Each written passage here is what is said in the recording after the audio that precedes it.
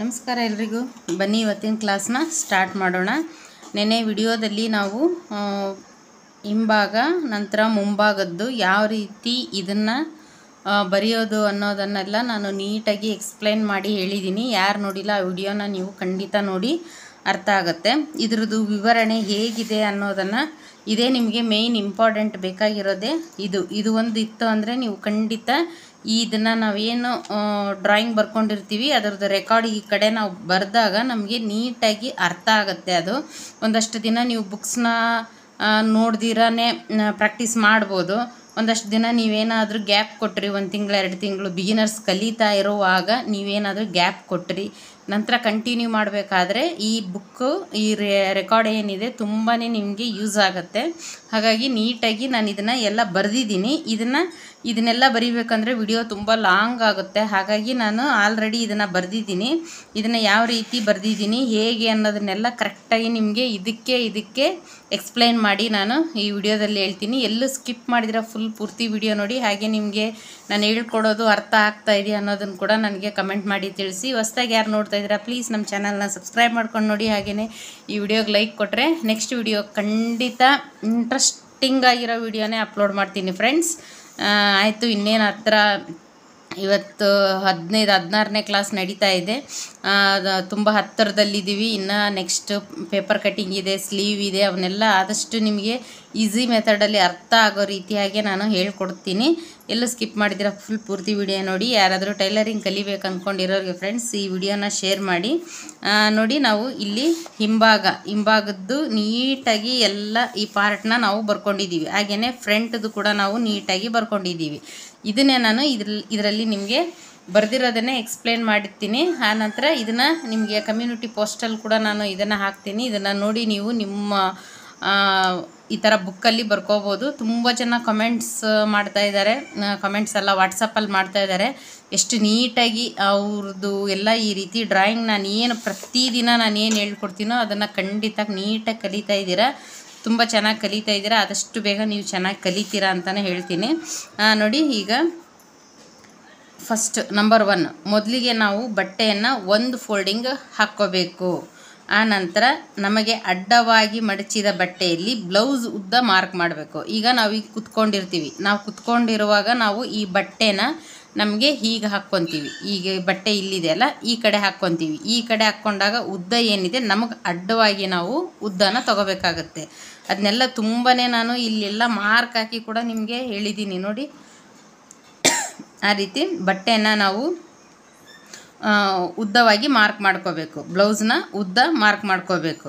ಅಳತೆ ಬ್ಲೌಸ್ಗಿಂತ 1 ಇಂಚಿಗೆ ಹೆಚ್ಚಿಗೆ ನಾವು ಮಾರ್ಕ್ ಮಾಡ್ಕೋಬೇಕಾಗತ್ತೆ. ನೀಟಾಗಿ ಅರ್ಥ ಆಗ್ತಾ ಇದೆ ಅಂತ ಅಂದ್ಕೊಂಡಿದ್ದೀನಿ. ಮೊದಲಿಗೆ ಬಟ್ಟೆಯನ್ನು 1 ಮಡಪು ಮಡಚಬೇಕು. ನಮಗೆ ಅಡ್ಡವಾಗಿ ಮಡಚಿದ ಬಟ್ಟೆಯಲ್ಲಿ ಬ್ಲೌಸ್ನ ಉದ್ದವನ್ನು ಮಾರ್ಕ್ ಮಾಡಬೇಕು. ಅಳತೆ ಬ್ಲೌಸ್ಗಿಂತ 1 ಇಂಚಿಗೆ ನಾವು ಹೆಚ್ಚಿಗೆ ಸೇರಿಸಬೇಕು. ಹೆಚ್ಚಿಗೆ ಸೇರಿಸಿ ಅದನ್ನು ನಾವು ಮಾರ್ಕ್ ಅನ್ನೋದನ್ನು ಮಾಡಬೇಕಾಗತ್ತೆ. ನೋಡಿ, ಈಗ ನಾನು ಯಾವ ರೀತಿ ಎರಡೂ ಕಡೆನೂ ಇಲ್ಲಿ ಆರೋ ಮಾರ್ಕ್ನ ಹಾಕಿದ್ದೀನಿ. ಈ ಆರೋ ಮಾರ್ಕ್ ಅನ್ನೋದು ನಿಮಗೆ ನೋಟ್ಸಲ್ಲಿ ತುಂಬಾ ಇಂಪಾರ್ಟೆಂಟ್ ಆಗಿರುತ್ತೆ ಫ್ರೆಂಡ್ಸ್. ಇದನ್ನು ನೀಟಾಗಿ ನೀವು ಅಬ್ಸರ್ವ್ ಮಾಡಿ ನೋಡ್ಕೊಳ್ಳಿ. ನಂಬರ್ 2, ಸೆಕೆಂಡಲ್ಲಿ ಏನಿದೆ, ನಮ್ಮ ಬಲಗಡೆಗೆ ಬೆನ್ನುಪಟ್ಟಿ ಮತ್ತು ಎಡಗಡೆಗೆ ಭುಜ ಬರುವಂತೆ ಮಾರ್ಕ್ ಮಾಡಬೇಕು. ಈಗ ನೋಡಿ, ಈಗ ನಾವು ಕುತ್ಕೊಂಡಿದ್ದೀವಿ, ಈ ಬಟ್ಟೆ ಈ ರೀತಿ ಇದೆ, ಇದು ನನಗೆ ಬಲಗಡೆ. ಈ ಬಲಗಡೆಗೆ ನಮಗೆ ಬೆನ್ನುಪಟ್ಟಿ ಇರಬೇಕು. ಈ ಎಡಗಡೆಗೆ ಏನಿದೆ ನಮಗೆ ಶೋಲ್ಡರ್ ಅನ್ನೋದು ಬರಬೇಕು, ಭುಜ ಬರಬೇಕು. ನೀವೇನಾದರೂ ಭುಜ ಈ ಕಡೆ ಅಥವಾ ಬೆನ್ನುಪಟ್ಟಿ ಈ ಕಡೆ ಮಾಡ್ತೀನಿ ಅಂದರೆ ಅದು ರಾಂಗ್ ಆಗುತ್ತೆ. ನಮಗೇನಿದ್ರು ಬಲಗಡೆಗೆ ಬೆನ್ನುಪಟ್ಟಿ ಇರಬೇಕು, ಬಲಗಡೆ ಸೈಡ್ಗೆ ಶೋಲ್ಡರ್ ಅನ್ನೋದು ಬರಬೇಕು. ಮಾರ್ಕಿಗೆ ಸರಿಯಾಗಿ ಉಳಿದಿರುವ ಎಡಭಾಗದ ಬಟ್ಟೆಯನ್ನು ಬಲಕ್ಕೆ ಮಡಚಬೇಕು. ಈಗ ನಾವೇನು ಈ ಬಟ್ಟೆನ ಈ ರೀತಿ ಮಡಚಿದ್ದೀವಿ, ಉದ್ದ ಮಾರ್ಕ್ ಮಾಡ್ಕೊಂಡಿದ್ದೀವಿ. ಈ ಎಡಗಡೆಯಿಂದ ಬಲಗಡೆಗೆ ಬರೋ ರೀತಿ ಮೇಲೆ ಫೋಲ್ಡಿಂಗ್ನ ಹಾಕ್ಕೋಬೇಕಾಗತ್ತೆ, ಮಡಚಬೇಕು. ನಮ್ಮ ಕಡೆ ಇರಬೇಕದು. ಮಡಚಿರೋದು ಏನಿದೆ ಫೋಲ್ಡಿಂಗ್ ಅನ್ನೋದು ನಮ್ಮ ಕಡೆ ಇರಬೇಕು, ಓಪನ್ ಇರೋದು ನಮಗೆ ಆಪೋಸಿಟ್ ಇರಬೇಕು. ಹಿಂಭಾಗಕ್ಕಿಂತ ಮುಂಭಾಗ 1 ರಿಂದ 1.5 ಇಂಚು ತೊಗೋಬೋದು ಅಥವಾ 1.5 ಇಂಚು ಹೆಚ್ಚಿಗೆ ಮಾರ್ಕ್ ಮಾಡ್ಕೋಬೇಕು ಮುಂಭಾಗಕ್ಕೆ. ಈಗ ಹಿಂಭಾಗ ನಮಗೆ 14 ಇಂಚಿದೆ ಅಂತ ಅಂದಾಗ ಮುಂಭಾಗ ನಾವು 15 ಅಥವಾ 15.5 4 ಟಕ್ ಹಿಡಿತೀವಿ ಅಂದರೆ 1/2 ಇಂಚ್ ಎಕ್ಸ್ಟ್ರಾ ಖಂಡಿತ ತಗೊಳ್ಳೇಬೇಕು. ನಾವು 3 ಟಕ್ ಅಷ್ಟೇ ಹಿಡಿತೀವಿ ಅನ್ನೋ ಆಗಿದ್ರೆ 1 ಇಂಚ್ ಹೆಚ್ಚಿಗೆ ತಗೊಂಡು ಮಾರ್ಕ್ ಮಾಡ್ಕೋಬೇಕು. ಎಡಭಾಗದ ಮೂಲೆಯಿಂದ ಭುಜ ಅಂದರೆ ಶೋಲ್ಡರ್ ಅಳತೆ ಮಾಡಬೇಕು. ಈ ಎಡಗಡೆಗೆ ಇದೆ, ನಾನೇನು ಹೇಳಿದೆ, ಶೋಲ್ಡರು ಎಡಗಡೆಗಿರಬೇಕು.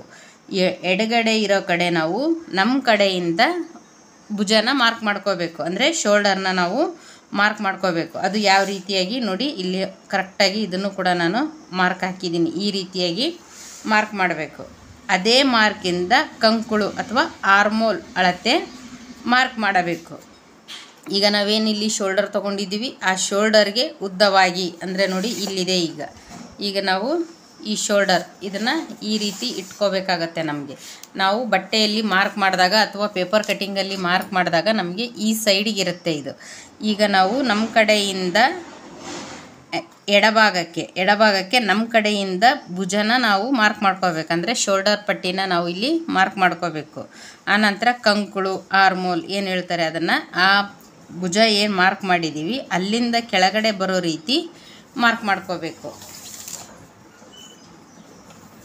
ನೋಡಿ 1 ಇಂಚು ಶೇಪ್ ಮಾರ್ಕ್ ಹಾರ್ಮೋಲ್ಗೆ ಮಾರ್ಕ್ ಮಾಡಬೇಕು. ಈಗ 1 ಇಂಚು ನಮಗೆ ಹಾರ್ಮೋಲಲ್ಲಿ ನೋಡಿ ಈ ರೀತಿಯಾಗಿ ನಾವು ಮಾರ್ಕ್ ಮಾಡ್ತಾ ಇದ್ದೀವಿ ಅಂದಾಗ ಇಲ್ಲಿಂದ ಇಲ್ಲಿಗೆ 1 ಇಂಚು ಶೇಪಿಗೆ ನಾವು ಮಾರ್ಕ್ನ ಮಾಡಬೇಕು. ಅದು ಯಾವ ರೀತಿ ಮಾರ್ಕ್ ಇರುತ್ತೆ, ಈ ರೀತಿಯಾಗಿ ಮಾರ್ಕ್ ಬಂದಿರುತ್ತೆ. ಈ ಮಾರ್ಕ್ನು ಕೂಡ ನಾನಿಲ್ಲಿ ಮೆನ್ಷನ್ ಮಾಡಿದ್ದೀನಿ, ಕರೆಕ್ಟಾಗಿ ಅಬ್ಸರ್ವ್ ಮಾಡಿ ನೋಡಿ ನೀವು. ನಂತರ 4ನೇದು ಭುಜದ ಮಾರ್ಕಿಂದ ನಮ್ಮ ಕಡೆ, ಅಂದರೆ ಈಗ ನಾವು ಭುಜ ಏನು ಇಲ್ಲಿಂದ ಹೀಗೆ ತೊಗೊಂಡಿರ್ತೀವಿ, ಈ ಕಡೆಯಿಂದ ಮತ್ತೆ ನಮ್ಮ ಕಡೆ ಬರಬೇಕಾಗತ್ತೆ ನಾವು.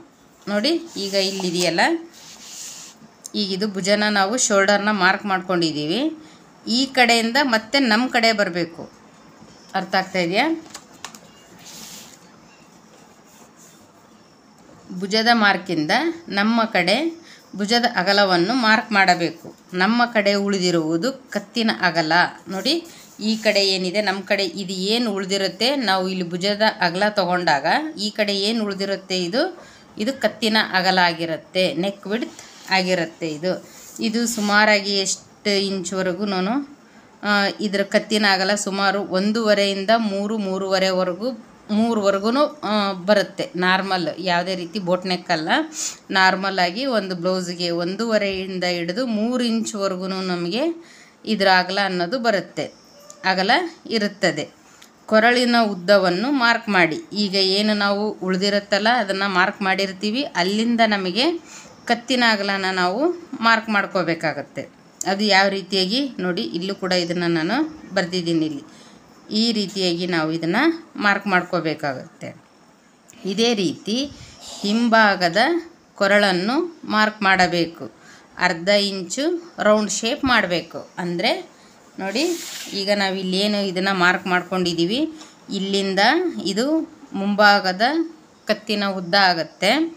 ಇಲ್ಲಿಂದ ನಾವು ಇಲ್ಲಿಗೆ ಎಷ್ಟು ಇಂಚು ಅಳತೆಯಲ್ಲಿರುತ್ತೋ ಅಷ್ಟು ಇಂಚು ತಗೊಂಡು ಈ ರೀತಿ ಲೈನ್ ಹಾಕ್ಕೊಂಡಿರ್ತೀವಲ್ಲ, ಇಲ್ಲಿಂದ ಇಲ್ಲಿಗೆ ನಾವು 1/2 ಇಂಚನ್ನ ತೊಗೋಬೇಕಾಗತ್ತೆ. ಇಲ್ಲಿಂದ ಇಲ್ಲಿಗೆ 1/2 ಇಂಚು ತೊಗೊಂಡು ಈ ರೀತಿ ರೌಂಡ್ ಶೇಪ್ನ ಹಾಕ್ಕೋಬೇಕು. ನೋಡಿ ಇದು ಯಾವ ಕಡೆ ಬಂದಿದೆ, ನಮಗೆ ಶೋಲ್ಡರ್ ಹಾರ್ಮೋಲು ರೌಂಡ್ ಶೇಪ್ ಹಾಕಬೇಕಾದ್ರೆ ಈ ಸೈಡ್ ಬಂದಿದೆ, ನೆಕ್ದು ಶೇಪ್ ಹಾಕಬೇಕಾದ್ರೆ ಈ ಕಡೆಯಿಂದ ಬಂದಿದೆ. ಎರಡೂ ನೀವು ಈ ಥರನೂ ಹಾಕುವಾಗಿಲ್ಲ ಅಥವಾ ಈ ಥರನೂ ಹಾಕುವಾಗಿಲ್ಲ.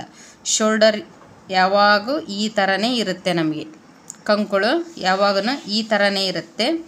ಕತ್ತು ಏನಿದೆ ಅದು ಯಾವಾಗೂ ನಮಗೆ ಈ ಕಡೆನೇ ಇರುತ್ತೆ. ಇದನ್ನೊಂದು ನೀವು ನೀಟಾಗಿ ಅಬ್ಸರ್ವ್ ಮಾಡ್ಕೊಳ್ಳಿ. ನಂತರ ಮೊದಲನೇ ಟಕ್ಸ್ ಪಾಯಿಂಟ್ ಭುಜದ ಅಗಲ ಮಧ್ಯದಿಂದ ಟಕ್ಸ್ವರೆಗೂ ಮಾರ್ಕ್ ಮಾಡಬೇಕು. ಈ ರೀತಿ ಮಾರ್ಕ್ ಮಾಡಬೇಕು. 1/2 ಇಂಚು ಹೆಚ್ಚಿಗೆ ಸೇರಿಸಬೇಕು.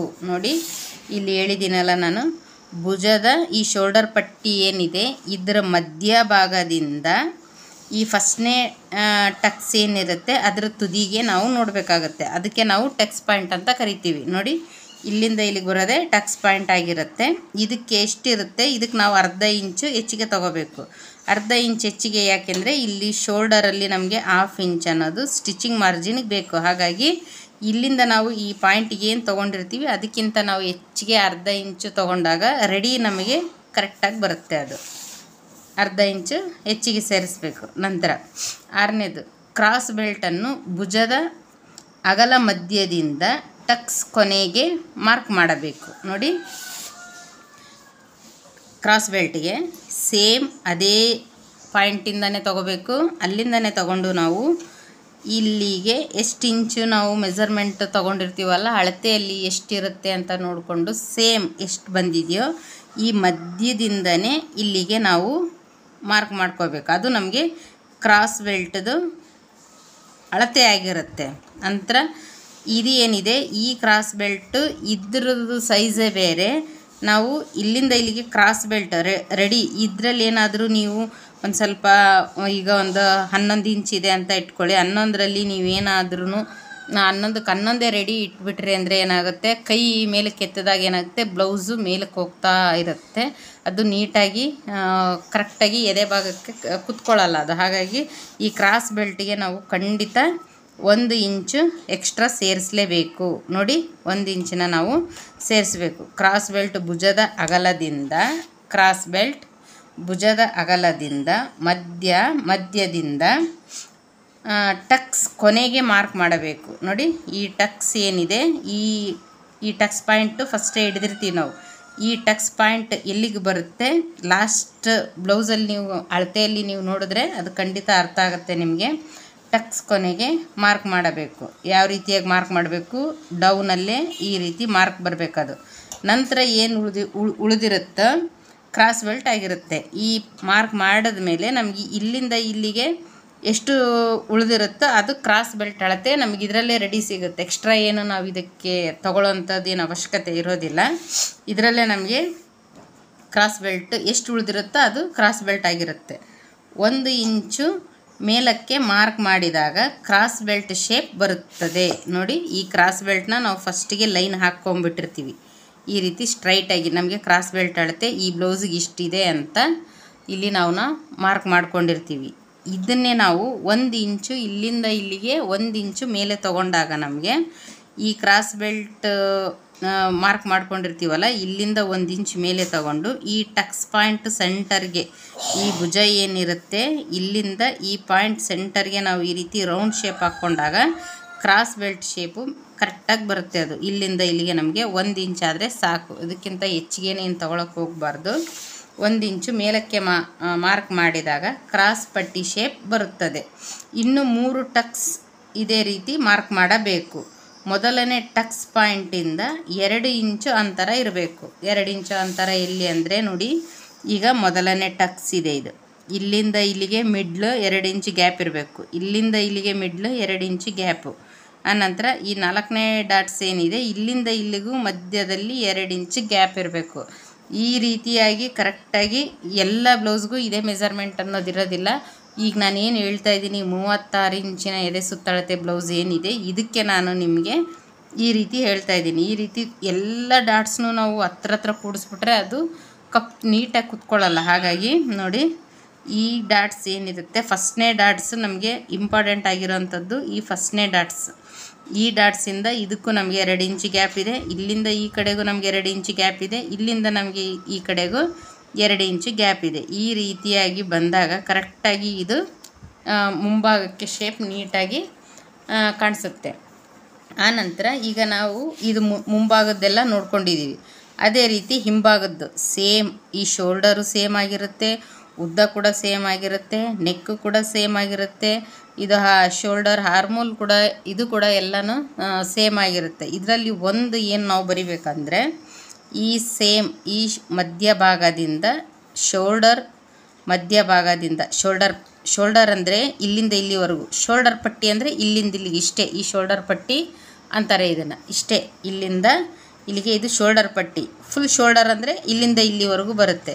ಕನ್ನಡದಲ್ಲಿ ಇದು ಇಲ್ಲಿಂದ ಇಲ್ಲಿಗೆ ಏನಂತಾರೆ, ಭುಜ ಅಂತಾರೆ. ಇದು ಇಷ್ಟನ್ನೇ ಏನಂತಾರೆ, ಭುಜದ ಅಗಲ ಅಂತಾರೆ. ಇದು ಇಷ್ಟೇ. ಇದಕ್ಕೆ ನಾವು ಸೆಂಟ್ರಲ್ಲಿ ಇದಕ್ಕೂ ಕೂಡ ಅಷ್ಟೇ ನಾವು ಡಾಟ್ಸ್ನ ಸೆಂಟರ್ಗೆ ತೊಗೋಬೇಕಾಗುತ್ತೆ. ಇದರದ್ದು ಅರ್ಧ ಇಂಚ್ ಅಗಲ ಇರಬೇಕು. ನಾವು ಸ್ಟಿಚ್ ಮಾಡಬೇಕಾದ್ರೆ ಮಾರ್ಕ್ ಮಾಡ್ಕೊಳ್ಳುವಾಗಾದರೆ ಈ ಸೆಂಟರ್ಗೆ ಮಾರ್ಕ್ ಮಾಡಿರ್ತೀವಲ್ಲ, ಈ ಕಡೆ ಅರ್ಧ ಇಂಚು, ಈ ಕಡೆ ಅರ್ಧ ಇಂಚು, ಟೋಟಲಿ ಇದೇನಾಗುತ್ತೆ 1 ಇಂಚ್ ಆಗಿರುತ್ತೆ. ಇದರದ್ದು ಉದ್ದ ಏನಿದೆ ನಿಮಗೆ ಈ ರೌಂಡ್ ಶೇಪ್ನ ನೀವೇನು ತೆಗ್ದಿರ್ತೀರ ಅದರದ್ದು ಒಂದು ಅರ್ಧ ಇಂಚಾದರೂ ನಿಮಗೆ ಕೆಳಗಡೆ ಇರಬೇಕು. ಇದಕ್ಕೆ ಸರಿ ಸಮನಾಗಿ ಡಾಟ್ಸ್ ಹಾಕೋಕ್ಕೆ ಅಷ್ಟು ನೀಟಾಗಿ ಕಾಣೋದಿಲ್ಲ. ಒಂದೊಂದಂತೂ ತುಂಬಾ ಬ್ಲೌಸು ಡೀಪಾಗಿರುತ್ತೆ. ಅದು ಏನಾಗುತ್ತೆ ಇಷ್ಟು ಈಗ ನೋಡಿ ಇಲ್ಲಿವರೆಗೂ ಡೀಪ್ ಬಂದಿದೆ, ಅದು ಇಷ್ಟು ಡೀಪ್ ಬಂದಿದೆ ಅಂತ ಅಂದಾಗ ನಾವೇನಾದರೂ ಇದನ್ನು ಇಷ್ಟು ಉದ್ದ ಡಾಟ್ಸ್ ಹಿಡಿದ್ವಿ ಅಂದರೆ ಎಷ್ಟು ಅಸಹ್ಯವಾಗಿ ಕಾಣಿಸುತ್ತೆ, ನೀಟಾಗೂ ಕಾಣಿಸಲ್ಲ, ಅದು ಮೆಜರ್ಮೆಂಟಿಗೂ ರಾಂಗ್ ಆಗಿರುತ್ತೆ. ಹಾಗಾಗಿ ಈಗ ಇಷ್ಟು ಡಾಟ್ಸ್ ಇದೆ, ಇದು ಅಂದಾಜು ಇಲ್ಲಿ ಬೆನ್ಪಟ್ಟಿ ಒಂದು 2.5-3 ಇಂಚು ಉಳಿದಿದೆ ಅಂತ ಅಂದ್ಕೊಳ್ಳಿ. ಈ ಪಟ್ಟಿ ನೆಕ್ಕಿಂದ ಬೆನ್ಪಟ್ಟಿ ಮಿಡ್ಲಲ್ಲಿ ನಮಗೆ ಒಂದು 2.5-3 ಇಂಚಷ್ಟು ಉಳಿದಿದೆ ಅಂದಾಗ ನಾವು ಈ ಡಾಟ್ಸ್ನ ಏನು ಮಾಡಬೇಕು, ಇದಕ್ಕೆ ಸರಿ ಸಮವಾಗಿ ಹಿಡಿಬೇಕಾಗುತ್ತೆ. ಆವಾಗ ಇಷ್ಟು ಮೇಲೆ ಇದ್ದಾಗ ಒಂದು 1/2 ಇಂಚು ಕೆಳಗಡೆ ಇರಲಿ, ಇದಕ್ಕೂ ಒಂದು 1/2 ಇಂಚ್ ಕೆಳಗಡೆ ಇದ್ದರೆ ಅವ್ರ ಬ್ಲೌಸು ಉಟ್ಕೊಂಡಾಗೂ ಕೂಡ ಅದು ನೀಟಾಗಿ ಕಾಣಿಸ್ತಾ ಇರುತ್ತೆ, ಎಲ್ಲೂ ರಿಂಕಲ್ಸ್ ಅನ್ನೋದು ಬರೋದಿಲ್ಲ. ಇಲ್ಲಾಂದರೆ ಏನಾಗುತ್ತೆ, ಈ ಡಾಟ್ಸ್ನ ನೀವು ಸರಿಯಾಗಿ ಹಿಡಿಲಿಲ್ಲ ಅಂದರೆ ಹಿಂಭಾಗದಲ್ಲಿ ಇಲ್ಲೆಲ್ಲ ರಿಂಕಲ್ಸ್ ಕಾಣಿಸ್ತಾ ಇರುತ್ತೆ. ಇಲ್ಲಿ ನೀವೇನಿದ್ರೂ ಚೂಪಾಗಿ ಬರಬೇಕಾಗುತ್ತೆ. ಇದೇನಾದರೂ ನೀವು ಇಲ್ಲಿ ಅರ್ಧ ಇಂಚ್ ಹಿಡಿದಿರ್ತೀರ, ಇಲ್ಲಿ 1/4 ಇಂಚಿಗೆ ಟರ್ನ್ ಮಾಡಿದ್ರಿ ಅಂದರೆ ಅದು ಇಲ್ಲೆಲ್ಲ ಒಂಥರ ಉಬ್ಬಿರೋ ರೀತಿ ಕಾಣಿಸ್ತಾ ಇರುತ್ತೆ. ಅದೇ ರೀತಿ ಸೇಮ್ ಮೆಥಡ್ ಈ 4 ಟಕ್ನ ನಾನು ಈ ವಿಡಿಯೋದಲ್ಲೇ ಹೇಳಿದ್ದೀನಿ. ಇದನ್ನೇನಾದರೂ ನೀವು 4 ಇಂಚ್ವರೆಗೂ ಹಿಡಿಲಿಲ್ಲ ಅಂದರೆ 2 ಇಂಚಿಗೆ ನಾವು ಇದನ್ನು ಕಟ್ ಮಾಡಿದ್ವಿ ಅಂದರೆ ಸ್ಟಿಚ್ ಹಾಕಿದ್ವಿ, 2 ಇಂಚಿಗೆ ಸ್ಟಿಚ್ ಹಾಕಿದ್ವಿ ಅಂದರೆ ಇದು ಏನಿದೆ ಇದು ಫುಲ್ಲು ಬಫ್ ಒಂಥರ ಉಬ್ಕೊಂಡು ಕುತ್ಕೊಂಡಿರುತ್ತೆ, ಅಷ್ಟು ನೀಟಾಗಿ ಕಾಣಿಸಲ್ಲ.